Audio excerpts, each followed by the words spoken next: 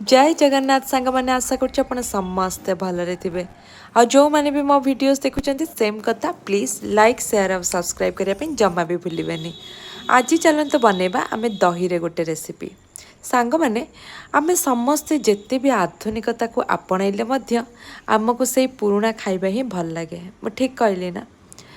आमे चाहे जिते भी फास्ट फूड भी ऐड कर दो कि आम लंच रे आमे चाहे जिते भी अलग प्रकार खाइबा लाइक जमती बिरयानी है कि आमर मिक्स फ्राइड राइस है कि भी आपड़ कि खातु किंतु आमको सब बड़े रियल टेस्ट दिए आम घर साधारण खाइबा ता भीतर अन्यतम हूँ दही कांजी।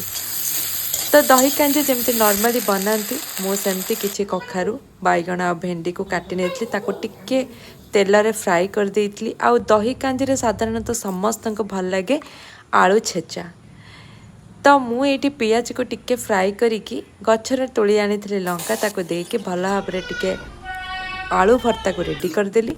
आ तापरे रसुण छेचा कड़ी पत्ता सुखिला लंका और कंचा लंका को मिसई देके पंच फुटण रे रेडी करदेली मोर दही कांजी। आ लास्ट को आउ कौन जीरा गुंड पकई देके रेडी करदेली मोर दही कांजी। एटी तो रेडी हो गला मोर दही कांजी रेसिपी। आपण भी एमतीका घरे बन कि खातु आ सुस्थ रुहतु। ये खाଇବା देहपाई बहुत हितकर। आठी दही जो मुझे नहीं किणा वाला दही ना घर तैयारी दही ता सांग को टिके बैगण फ्राए करी आउ खाଇବା नहीं कि सर्व कली मोर माँ को आ मोर पुओ को।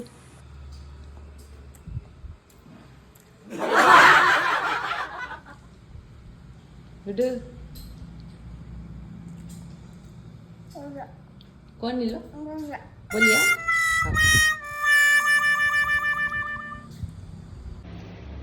मो वीडियोस आपन को भल लगुले प्लीज कमेंट करेंगे। आ जदि आपन को किसी जिनस लगुच कि आउ टिके एनहांस करवा दरकार तो प्लीज मते कमेंट करके जनइबे। रही जय जगन्नाथ।